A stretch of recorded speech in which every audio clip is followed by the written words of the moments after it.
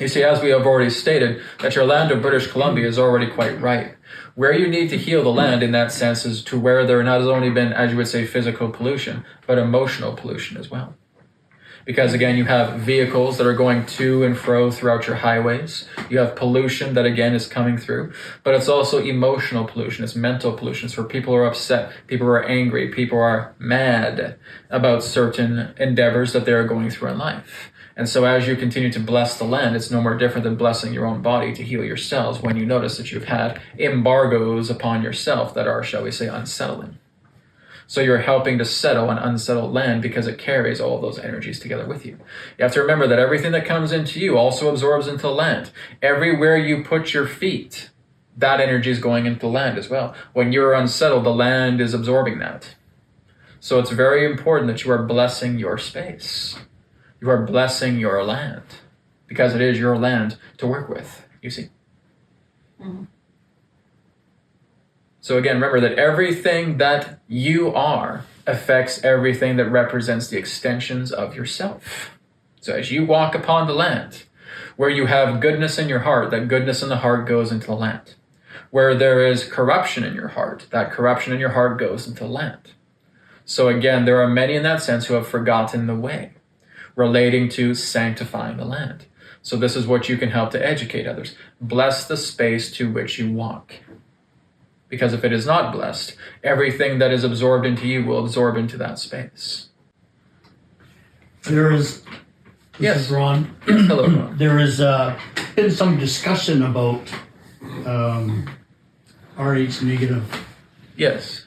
And how it is the absence of what you would know as the rhesus monkey gene, the absence of that. Yes, and why some of us seem to be attracted or come together. We seem to know between myself and my partner a higher percentage than they are percentage worldwide. In regards to those who are RH negative? Yes. Right. Well, it basically has somewhat of a tipping point in that sense, but we would not say it is more widespread than you believe. In fact, it is much more rare. We would estimate that approximately those who have Rh negative blood upon your planet would only equal about 10 to 15% of the population. Yeah, so my question is we know a higher percentage of our friends and family, and we seem to have come together for whatever reasons. A high percentage within our people that we know. Are you referring to their blood type? Yes. All right. There's 4 of us in the room right now that are Rh negative. Rh negative, yes. Well, there's a certain magnetism to such things, yes. Yeah. Yes. So again, as you are looking together with the nature of the Rh negative, what do you feel that means to you? I was only curious because what do you feel? Like, what causes you to be interested in that particular blood type? Do you feel it is extraterrestrial? Do you feel it is extraterrestrial in nature? Just find it an interesting topic. Yes, but do you feel it is extraterrestrial in nature? Do you think it's extraterrestrial? Do you think it comes from outer space? I think I lean that way. Well, you would be correct. Okay. It's a particular form of gene that has existed in that sense that has been, as you would say, passed on from generation to generation. That does have what you would term as off-world roots. Those in that sense that have, shall we say, Rh positive would basically have much more connections to an earthly bound life. Whereas those in that sense are much more Rh negative would have much more connections to the stars. Doesn't mean one is better than the other. It's just representing a certain archetype pertaining to blood type. This conduit himself is also Rh negative.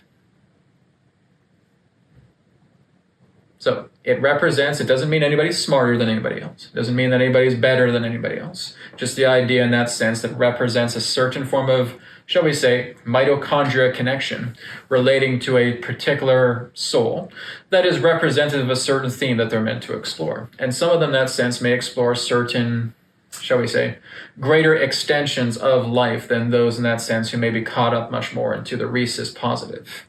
So with the rhesus negative in that sense, it's only basically just a calling to reflect upon the idea of your connections on an interstellar level. But again, it is not about the idea of superiority in any way. Although because much of your communities nowadays talk about Rh negative blood. And they also talk about personality type relating to the Rh negative blood. Are you aware of this? No, I wasn't. So they often talk about personalities. In fact, many who do have the Rh negative, in fact, do start to move much more into the metaphysical, a lot more deeper than those who do not. To a degree, that's true. But that's not to say that those who are Rh positive cannot be involved in the nature of metaphysics, because they can. But there is, in that sense, much more of a driving to it. There's much more of a wanting to learn, a wanting of expansion a lot more, quite commonly, as this particular, shall we say, degree of a particular blood type as Rh negative. We would suggest also that when you look into the O blood type, this also represents interstellar connections. Type O blood. All right, little food for thought there for you. So we would ask everybody here in the room right now, are you all doing what you love right now? I would say I am. Yeah. If I may interject, Adronis. Yes. I actually enjoyed working at Costco for a lot of years doing the tire shop, and, Yes. then it became very rigid, and I quit there, and now I'm working in another tire shop where I actually really enjoy the atmosphere and Yes. all the people there. So I'm doing something that I enjoy doing, but there was a time where I didn't enjoy doing it, and when I quit and I came back to a different location with different people, it actually became more enjoyable, less hours. So what do you enjoy working with more, tires or people? I would say the people. The people are the... You see, your tires are just the medium. They're the platform that you're using to communicate with people that are symmetrical with you. Yes, That's the whole idea. absolutely. So what happens if we throw away the tires? So we just look into the idea of symmetry between yourself and the people that you love to work with. Yes. We feel you have much more of a connection to gardening than you do with tires. Yeah, I absolutely feel that too. So, do you feel that there's a transition ready to take place? Yes, I do. Yes, because again, tires have been your bridge. But it's not about tires, it's about people. It's the symmetry that you bring forward through the people that you meet. So when that therefore creates a new bridge of something that is much more at home with yourself, we will say, that's what's going to bring about the greater richness of reward. That will enable you to see yourself more for who you are. Because that's really the whole idea. That's the smoking gun, let's say. Everything that you do is all meant to invoke the opportunity for you to see much more of who you are. That's why you're doing it. Because you are ignorant to the idea of knowing that you're God. So you want to continue to do all the things that bring you into that state of realization of saying, this is really what I am. This is my happiness. This is my holy grail. Not tires, but the idea of working together with people who are refamiliarizing myself with me because of the conversations I have with them. It's not about money. Money can come, money can go. You can get as much as you want, you can get as little as you want. You have to understand that that's nothing but an extension of you. Didn't mankind themselves invent money? So why are you chasing after something you've invented? Doesn't make sense, really, does it? No. So the whole idea is if you want to bring as much in it as you want, you can. If you feel like you don't want to have anything to do with it, you can as well. Because you are feeling through yourself exactly what you can do to stabilize yourself. So regardless of what you do, doesn't really matter.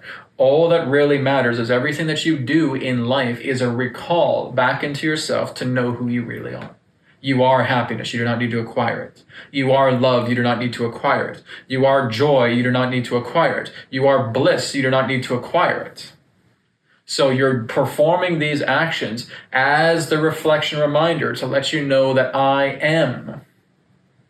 And that's the key.